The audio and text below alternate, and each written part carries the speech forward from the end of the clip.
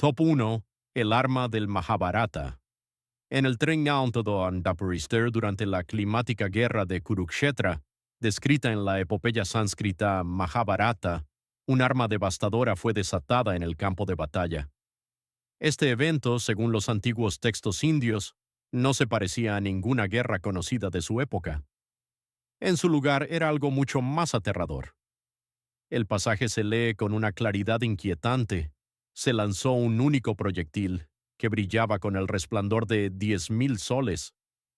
Produjo un calor abrasador, una luz cegadora y una onda de choque que derribó elefantes y carros en un radio de varios kilómetros.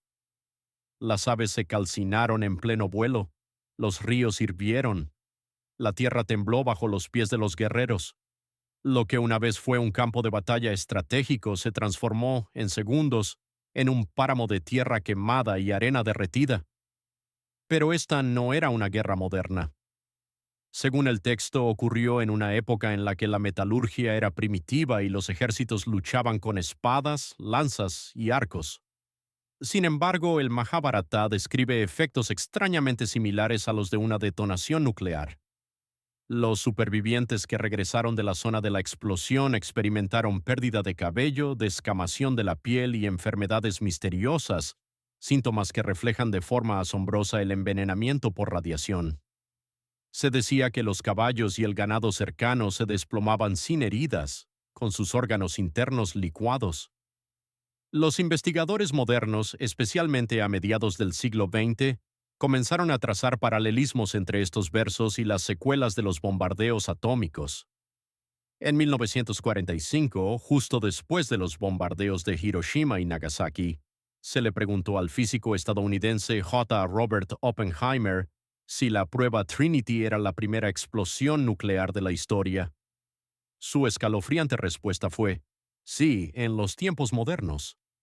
Los estudios arqueológicos en la antigua ciudad de Mohenjo-Daro, situada en el actual Pakistán, desenterraron ruinas que mostraban esqueletos yaciendo de la mano en las calles, algunos con niveles de radiación más de 50 veces superiores a lo normal. Las capas cercanas de arena vitrificada sugerían la exposición a un calor extremo, posiblemente de miles de grados, para el cual no se encontró ninguna explicación volcánica o natural. A pesar de estas anomalías, no se iniciaron investigaciones oficiales, no se formaron paneles científicos, las autoridades indias sellaron secciones de las zonas de excavación. Los círculos académicos occidentales descartaron en gran medida las afirmaciones como licencias poéticas, metafóricas o exageradas. Con el tiempo, los susurros de una guerra nuclear en el mundo antiguo se desvanecieron en el ruido de fondo de las teorías de la conspiración. Pero si la descripción del Mahabharata se alinea con tanta precisión con los efectos nucleares modernos, ¿quién o qué poseía tal poder hace más de 5,000 años? ¿Podría ser que las civilizaciones antiguas tuvieran acceso a conocimientos que hoy hemos perdido? ¿O fue esta historia el recuerdo mitologizado de un evento real, transmitido a través de los siglos, velado bajo el lenguaje de dioses y demonios? Las imágenes por satélite de la región de Kurukshetra no muestran ningún cráter, ninguna zona de explosión, nada que sugiera tal catástrofe. Y sin embargo, el texto permanece, inalterado, detallado, específico, como si alguien en algún lugar hubiera querido preservar el recuerdo. Si el arma descrita en el Mahabharata fue real, entonces nuestra comprensión de la historia tecnológica es fundamentalmente errónea. Una verdad que pudo haber sido borrada, no olvidada. Top 2. La barca voladora egipcia. En el 1240 a.C., dentro de los muros del templo de Seti Primépete en Abidos, los egiptólogos descubrieron una serie de tallas que desafiaban la interpretación convencional. Entre ellas, un glifo captó la atención del mundo, una imagen detallada que no se parecía a nada menos que a una máquina voladora. Con un fuselaje largo, una cabina redondeada y alas simétricas, guardaba un parecido asombroso con un avión moderno. Pero esto fue solo el principio.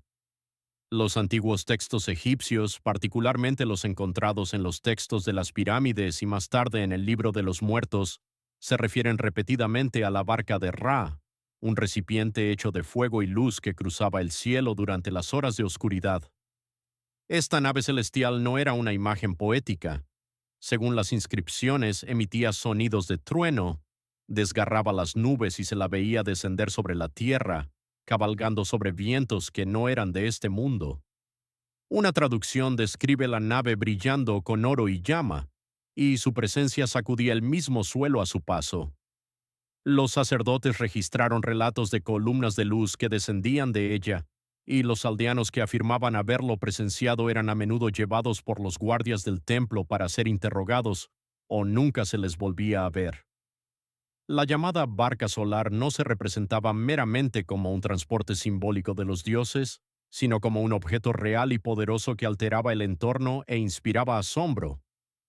En 1891, el explorador y místico británico H. Carter documentó un oscuro fragmento de papiro encontrado cerca de Luxor. El fragmento, hoy perdido, describía supuestamente un arca metálica, con forma no de barco, sino de ala de un gran pájaro, que hablaba en tonos que destrozaban la piedra. Aunque muchos descartaron el texto como apócrifo, el propio Carter insistió en que era auténtico, anotando más tarde en su diario que los sacerdotes temían a los seres nacidos del cielo más de lo que temían a la muerte. Avancemos hasta la egiptología moderna. El debate sigue polarizado. Los académicos convencionales interpretan estos textos y tallas como simbolismo estilizado, quizás distorsionado por siglos de copias y erosión. Pero otros sugieren que se está pasando por alto una narrativa más profunda, una en la que los dioses no representaban simplemente fuerzas de la naturaleza, sino que eran recordados como seres que descendieron del cielo en artefactos tecnológicos, deificados posteriormente a través de milenios de creación de mitos. Para complicar más las cosas, está el fenómeno del palimpsesto, donde los relieves más antiguos se raspan y se graban nuevas inscripciones sobre ellos. Algunos investigadores sostienen que las imágenes más parecidas a aviones en Abidos se crearon involuntariamente al superponer capas de glifos. Pero esta explicación no da cuenta de las descripciones textuales, preservadas de forma independiente durante siglos, de una nave que se movía sin velas, viento ni agua. Es más, los primeros textos copto-cristianos, escritos más de 1000 años después, todavía se refieren al carro de fuego de Ra y advierten que su regreso señalaría el fin de la era actual. Incluso en su teología adaptada perduró el recuerdo de algo antinatural cruzando los cielos. Si la barca voladora era solo una metáfora, ¿por qué necesitaba guardias? ¿Por qué su aparición sacudía edificios e infundía terror? ¿Y por qué no hay metáforas comparables de naves celestiales en otras civilizaciones fluviales de la misma época? La idea de que el antiguo Egipto simplemente imaginó estos encuentros se vuelve más difícil de defender cuando se estudia la consistencia, la reverencia y el terror asociados con esta supuesta barca. Quizás los dioses nunca navegaron por el Nilo, quizás volaron muy por encima de él. Top 3. La puerta estelar sumeria. Alrededor del 2100 a. de Cristo, en las profundidades de la antigua ciudad de Nippur, los arqueólogos desenterraron una serie de tablillas de arcilla con inscripciones cuneiformes que pertenecían a los primeros textos escritos de la civilización humana. Entre ellas había un pasaje que destacaba no por su lenguaje, sino por sus implicaciones. Describía una estructura llamada Dur Pontion An Pokeo Ki, traducida literalmente como el vínculo entre el cielo y la tierra. Para la mayoría de los académicos, esto se interpretó como una metáfora poética, pero el resto del texto se negaba a encajar. Describía un lugar de encuentro donde los dioses descendían y regresaban, accesible solo al pasar por una puerta de luz rodeada de un zumbido vibrante. Se alzaba en una tierra donde no sopla el viento, donde el suelo está seco pero nunca polvoriento, y donde ningún pájaro emprende el vuelo. Una tierra no hecha por manos, suspendida bajo la bóveda de las estrellas. Más que un mito, el texto detallaba los procedimientos para acercarse a la estructura, cánticos específicos, sincronización por alineación celestial y rituales de aislamiento. Se decía que el sacerdote que entraba era cambiado para siempre, a veces sin regresar jamás. La descripción evoca ritos de iniciación, pero también insinúa algo más, el contacto con una fuerza o dimensión más allá de lo físico. Otros textos del Enuma Elish y la epopeya de Etana se hacen eco de temas similares. Viajes al cielo, visitantes de las alturas y estructuras que brillaban en el desierto sin proyectar sombras. Una tablilla de arcilla, conservada hoy en el Museo de Asia Anterior de Berlín, representa incluso una plataforma escalonada rodeada de haces radiantes y custodiada por híbridos animal-humanos. Algunos interpretan esto como un sigurat estilizado, otros como una especie de antiguo helipuerto o plataforma de lanzamiento. El elemento más escalofriante aparece en los cilindros de Gudea, un par de inscripciones que describen al rey Gudea de Lagash recibiendo instrucciones en un sueño de un ser que brilla como el bronce pulido, diciéndole cómo construir un ENSHIN, un templo diseñado para conectar el cielo y la tierra. El ser describió una cámara de encuentro donde las estrellas se acercaban y la luz fluía como el agua. Este lenguaje, antiguo, críptico, pero extrañamente evocador de fenómenos electromagnéticos o gravitatorios, no coincide con el tono de un ritual religioso. Sugiere una observación directa, experiencia física, memoria. Los académicos modernos generalmente descartan estos relatos como alegorías espirituales o metáforas del seguimiento astronómico, pero otros señalan las repetidas referencias a estructuras físicas reales, aún no localizadas, pero descritas en coordenadas relativas a constelaciones y equinoccios. Y a diferencia de otros mitos, estas historias no terminan en tragedia o castigo divino, terminan en silencio, como si algo hubiera sido apagado, ocultado o borrado. Peor aún, muchos de los sitios asociados con estas tablillas son ahora inaccesibles debido a zonas de conflicto, saqueos o presencia militar permanente. Algunos sospechan que las restricciones son para la protección del patrimonio. Otros creen que algo más valioso o peligroso yace bajo las arenas.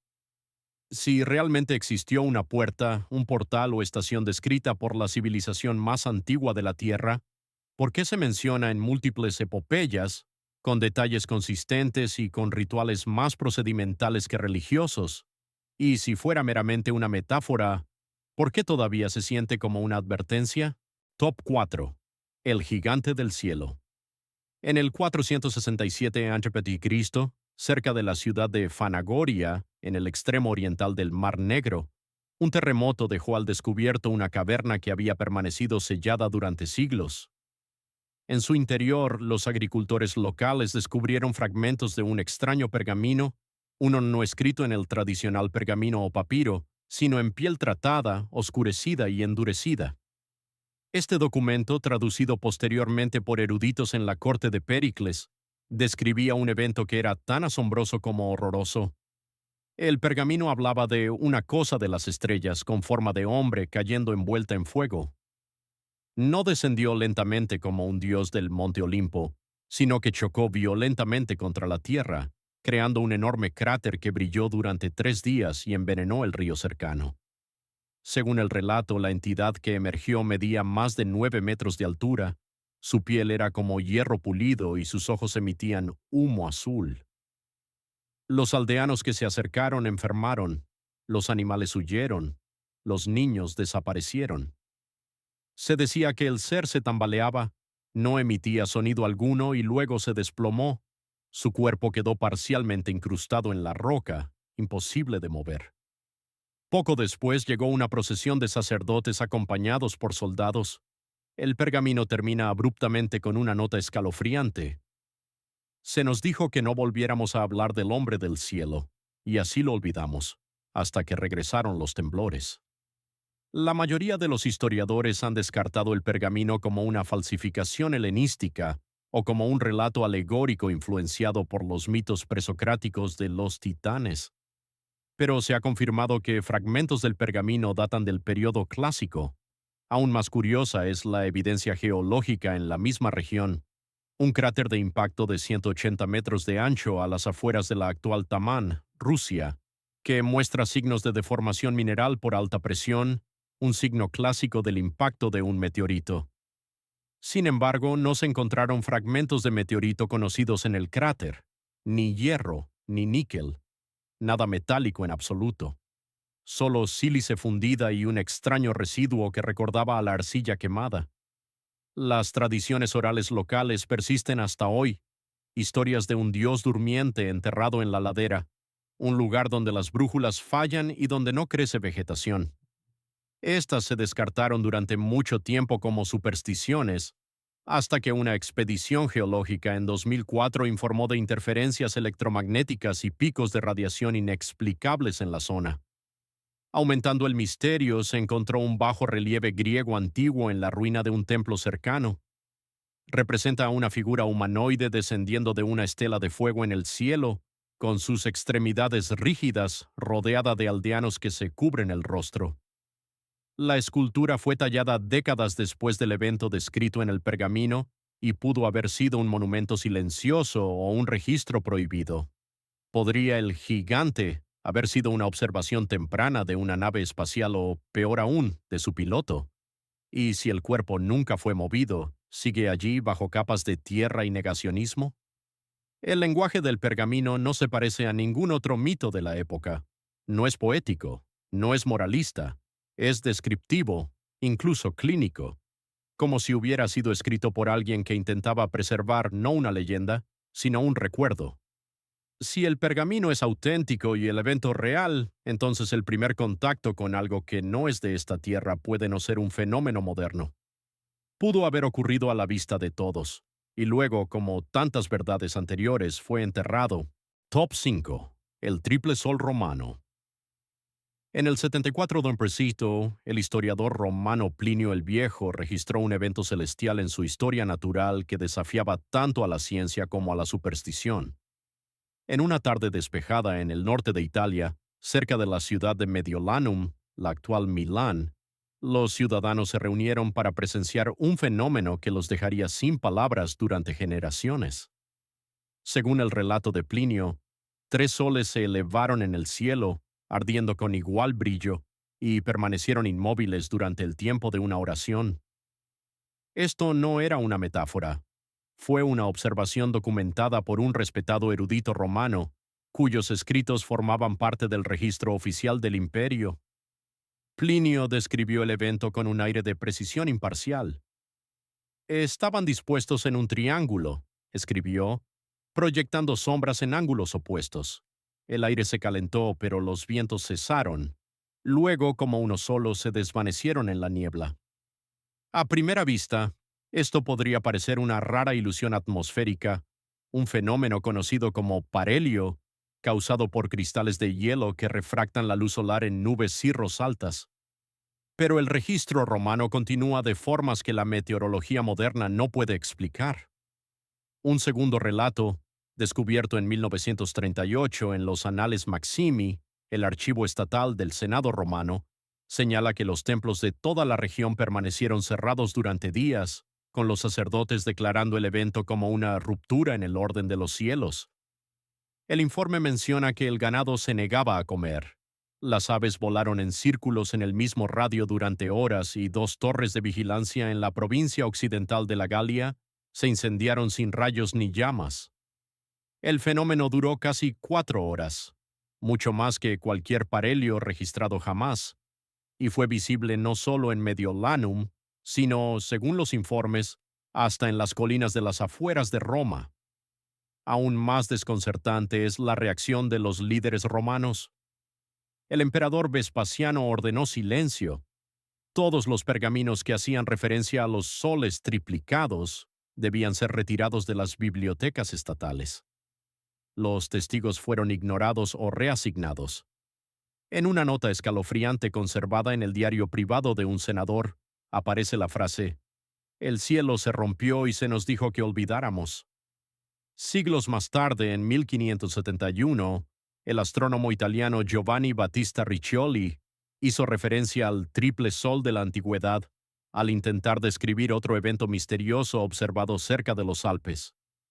Lo comparó no con ilusiones ópticas, sino con motores celestiales que abrían nuevas puertas en el firmamento.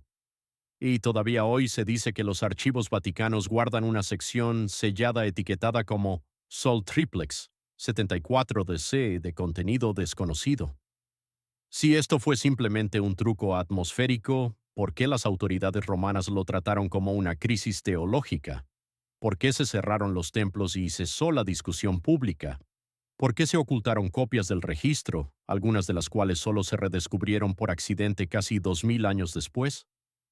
Queda una posibilidad.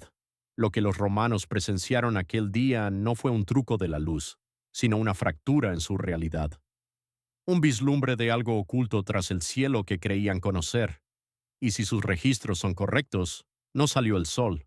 Apareció. Top 6. Las ruedas de trueno tibetanas. En el 826 d.C., en el remoto monasterio de Sami, situado en un acantilado y siendo el primer monasterio budista del Tíbet, los monjes descubrieron un conjunto de textos más antiguos ocultos en un cofre de cobre sellado bajo el suelo de la biblioteca. Escrito en una escritura pre-Bon conocida solo por unos pocos iniciados, el pergamino era quebradizo y su tinta estaba desvaída. Pero su mensaje resonaba con una claridad aterradora. Hablaba de las Drongthal, traducido libremente como las ruedas que rugen, que se decía que habían sido utilizadas en tiempos anteriores a los reyes. Dispositivos que podían convocar el trueno sin nubes y sacudir montañas sin tocarlas. El manuscrito describía un ritual sagrado conocido solo por los altos iniciados. Cuando se realizaba en las mesetas montañosas designadas, las Drongthal se activaban al alinearse con constelaciones estelares específicas, concentrando el sonido a través de cuernos cónicos y cámaras metálicas pulidas. Una vez activado, el dispositivo emitía una vibración profunda y resonante, un pulso tan intenso que podía partir la piedra, destrozar árboles y dejar a las aves incapaces de volar. Según el texto, valles enteros fueron una vez arrasados no por la guerra, sino por la activación desalineada de estas ruedas de trueno. Su uso fue finalmente prohibido, considerado demasiado poderoso para permanecer en manos mortales. Los dispositivos, o quizás sus planos, fueron sellados en bóvedas de piedra en el Himalaya, custodiados por el silencio y la nieve. Las interpretaciones modernas varían. Algunos académicos creen que los textos se refieren a un trueno simbólico, una metáfora del despertar espiritual o del poder interior, pero otros argumentan que las descripciones son demasiado físicas, demasiado específicas. Los pergaminos anotan frecuencias acústicas exactas, diagramas geométricos de los dispositivos cónicos y advertencias sobre su uso direccional. Un pasaje incluso advierte: no apuntes la rueda hacia el valle, a menos que desees deshacer lo que los dioses han formado. En 1968, durante una misión de investigación encubierta a gran altitud, ingenieros militares chinos documentaron una actividad sísmica inexplicada cerca de Langtang, Nepal, una región que en su día albergó plataformas ceremoniales Bon. No había fallas que atravesaran la zona. Sin embargo, rocas del tamaño de bueyes habían sido partidas limpiamente por la mitad, sin signos de impacto o presión. Expediciones posteriores a cavernas cercanas desenterraron artefactos de bronce en forma de campana con grabados inusuales, anillos de ondas sinusoidales superpuestas y mapas estelares centrados en la constelación de Draco. Aunque estos artefactos siguen siendo material clasificado por las autoridades locales, las filtraciones fotográficas en 1993 desataron una oleada de especulaciones sobre armamento acústico en la antigüedad. Curiosamente, la investigación acústica moderna confirma que las ondas sonoras de baja frecuencia, infrasonidos, pueden causar náuseas, desorientación o incluso hemorragias internas ante una exposición prolongada. En pruebas militares se han desarrollado dispositivos sónicos dirigidos que coinciden con ciertos patrones descritos en el manuscrito. Pero ningún dispositivo moderno conocido puede generar efectos a la escala descrita en estos textos antiguos. Si las máquinas de trueno tibetanas fueron reales, ¿quién las construyó? ¿Y por qué fueron finalmente ocultadas y olvidadas? ¿Eran restos de una tecnología perdida, basada no en el fuego o el metal, sino en la resonancia y la geometría? El silencio en torno a estos textos sigue siendo casi total. Los monjes que los descubrieron, según se informa, volvieron a sellar el cofre y juraron no copiarlo ni traducirlo jamás. Sin embargo, persisten los rumores de que una transcripción parcial llegó a un archivo privado en Lhasa, ahora prohibido para todos los investigadores extranjeros. Si el sonido por sí solo pudiera nivelar montañas, ¿qué más hemos pasado por alto en la antigua ciencia de la vibración? Top 7. Los gigantes de Qumran. En 1947, en las cuevas de piedra caliza de Qumran, cerca del Mar Muerto, unos pastores beduinos tropezaron con uno de los hallazgos arqueológicos más explosivos de la historia humana, los manuscritos del Mar Muerto. Entre ellos, enterrados bajo capas de polvo y negligencia, yacían pergaminos fragmentados que los estudiosos tardarían décadas en descifrar. Pero un pergamino destacaba, un texto que incluso los académicos más cautelosos admitieron que no tenía parangón en ninguna doctrina religiosa conocida. Se llamaba el Libro de los Gigantes. A diferencia de los otros manuscritos que se centraban en la ley, la profecía o el ritual, el Libro de los Gigantes detallaba eventos de una época en la que seres conocidos como los Nefilim caminaban sobre la tierra. Estos no eran hombres, ni eran dioses. Se describían como la descendencia de los vigilantes, entidades que descendieron del cielo y tomaron a mujeres humanas, creando una raza de híbridos antinaturales. Se decía que los gigantes eran enormes, capaces de hazañas más allá de la fuerza humana, pero plagados de tormento interno y una rabia incontrolable. Lo que hacía que el texto fuera tan inquietante era su tono. No era mítico ni poético. Se leía como una confesión. Los gigantes hablan de sueños en los que una gran tablilla fue sumergida en el agua y se disolvió, y en los que un árbol fue arrancado de la tierra y lanzado al vacío. Estas imágenes son interpretadas por seres angélicos como un juicio divino, un diluvio destinado a borrar la corrupción que trajeron. Pero profundizando en los fragmentos, el pergamino se vuelve más específico.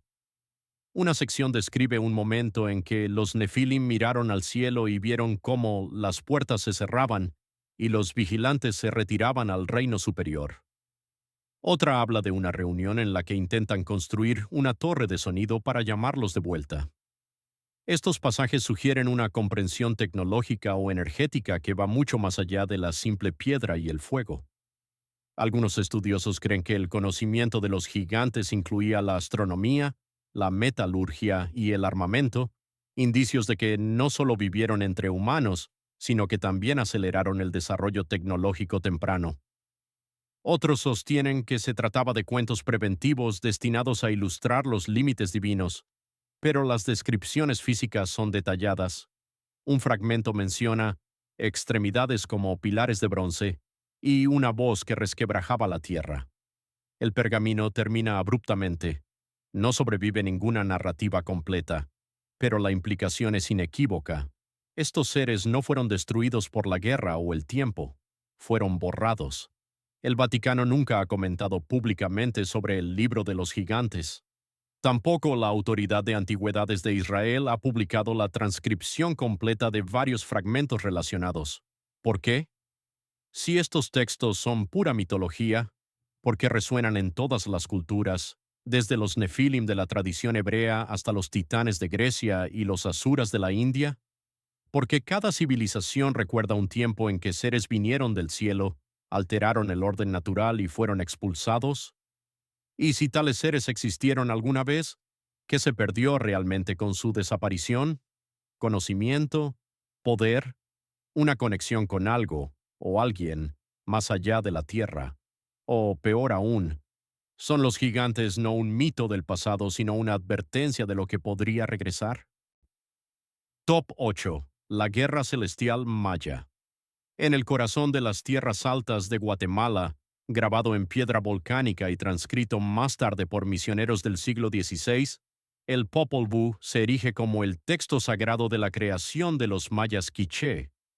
La mayoría lo ve como una narrativa mítica, una mezcla de cosmología y folclore. Pero enterrado en sus capítulos hay un pasaje que diverge drásticamente de la metáfora y el ritual. Relata una batalla en el cielo. Según el Popol Vuh, se libró una guerra sobre la tierra entre dos facciones, los señores de Xibalbá, dioses del inframundo, y seres celestiales alineados con la luz. El relato describe grandes fuegos que cortaban los cielos, serpientes de humo y truenos que sacudían los árboles desde sus raíces. En un momento dado el cielo se desgarró, revelando un espejo que mostraba el fin del mundo. Un pasaje relata que los ríos se convirtieron en ceniza y las piedras bajo las montañas lloraron. Se dice que bosques enteros se incendiaron sin llama, las cosechas se ennegrecieron en minutos, los aldeanos que miraron hacia el cielo dividido cayeron al suelo gritando, cegados no por la luz del sol, sino por algo mucho más violento. Lo que hace que estas descripciones sean extraordinarias no es solo su viveza, sino su especificidad. Los quiché no tenían palabras para el armamento avanzado, ni lenguaje para aviones o misiles. Sin embargo, el texto hace referencia a lanzas de fuego celestial, seres envueltos en caparazones zumbantes y un rugido que llegaba antes que el destello. Estas no son las herramientas de los dioses. Se asemejan a los ecos de una guerra tecnológica. Algunos investigadores modernos han interpretado el relato como el recuerdo lejano del impacto de un objeto celeste, quizás un cometa o un meteoro rompiéndose en la atmósfera. Sin embargo, el texto lo presenta claramente como un conflicto, no como un desastre natural. Hay una intención detrás de la destrucción, estrategia, represalia. Aumentando el misterio, hay una serie de glifos precolombinos descubiertos en la ciudad en ruinas de El Mirador, justo al norte de la región quiché. Estas tallas, datadas en el 300 a.C., muestran figuras en el cielo, encerradas en óvalos, emitiendo lo que parecen ser rayos hacia el suelo. A su alrededor hay imágenes de personas huyendo, árboles retorcidos y nubes en espiral. Las inscripciones no ofrecen una explicación clara, solo más preguntas. Los sacerdotes españoles que tradujeron el Popol Vuh supuestamente tuvieron dificultades con estos pasajes. En algunas versiones se omitieron o alteraron segmentos enteros que describían la guerra del cielo. Un fraile franciscano describió la historia como demasiado peligrosa para las mentes públicas. Su nota marginal anotada simplemente dice, diabólico o verdadero, demasiado vívido para ser descartado. Hoy en día, pocos historiadores convencionales abordan esta sección del Popol Vuh. Se trata como una alegoría, pero sus paralelismos con otras narrativas antiguas de guerras en el cielo, desde los textos védicos de la India hasta los mitos nórdicos del Ragnarok, sugieren algo más universal, tal vez un recuerdo compartido a través de los continentes. Si los mayas recordaban un conflicto real, ¿quiénes eran los combatientes? ¿Por qué se vio afectada la tierra por lo que ocurrió en los cielos? Y si esto era meramente un mito, ¿por qué todavía se siente como el testimonio de un testigo presencial? Top 9. El registro chino del fuego celestial. En el siglo IV a.C., un conjunto de crónicas chinas antiguas conocidas como los Yushu Jinian o Anales de Bambú fue desenterrado de una tumba real en el estado de Wei. Grabado en delgadas tiras de bambú y preservado durante siglos en estuches lacados, el texto ofrece una cronología detallada de las primeras dinastías, pero enterrada entre los registros de coronaciones e inundaciones, se encuentra una entrada singular que ha desconcertado a los historiadores desde entonces. El registro afirma que durante el reinado del emperador Yao, un gobernante semimítico datado tradicionalmente en el 256 a.C., un fuego vino del cielo, rugiendo como 1000 dragones, convirtiendo el día en noche. Continúa diciendo que un objeto de plata desgarró las nubes, cayó a la tierra con un grito como el trueno y partió la montaña como un melón. La tierra circundante se ennegreció y el aire mismo se convirtió en ceniza. A diferencia de los típicos presagios o advertencias astrológicas comunes en los primeros textos chinos, este relato no contiene metáforas ni interpretaciones rituales. Es observacional, mesurado. Termina con una frase inquietante. Una figura emergió del fuego, pálida como el hueso y silenciosa como la piedra. La gente no se acercó. Durante años el pasaje fue descartado como una alegoría, tal vez una historia embellecida del impacto de un meteorito o una erupción volcánica. Pero estudios geológicos recientes en la meseta de Loess, cerca de la actual provincia de Shanxi, han revelado algo más extraño. Las imágenes por satélite y las muestras de núcleos han identificado un enorme cráter elíptico enterrado bajo siglos de sedimentos. La composición de la zona de impacto muestra cuarzo vitrificado y rastros de descarga de plasma de alta energía, algo que no suele asociarse con impactos de meteoritos naturales. El arqueólogo chino Chang Wenxiu, en un informe privado de 2007 que se filtró posteriormente en Internet, describió la zona como poseedora de anomalías electromagnéticas, ausencia de vida orgánica y propiedades del suelo consistentes con la exposición a radiación de alta frecuencia. Su equipo encontró fragmentos de compuestos metálicos no nativos de la región, incluida una aleación plateada que resistía la corrosión incluso tras una exposición prolongada al ácido. Las leyendas locales que rodean el lugar añaden otra capa de misterio. Durante más de 2000 años, los aldeanos han advertido sobre el hombre blanco del cielo, un ser al que describen como silencioso, sin ojos y envuelto en luz. La zona sigue considerándose maldita. Ningún animal pasta allí. Las brújulas giran salvajemente, y los intentos de construir carreteras a través de la región han fracasado sistemáticamente debido a fallos inexplicables en la maquinaria. Aumentando el enigma, hay un antiguo disco de bronce hallado en una tumba cercana, grabado con patrones en espiral y mapas estelares alineados no con el cielo actual de la Tierra, sino con una configuración celestial de hace más de 10.000 años.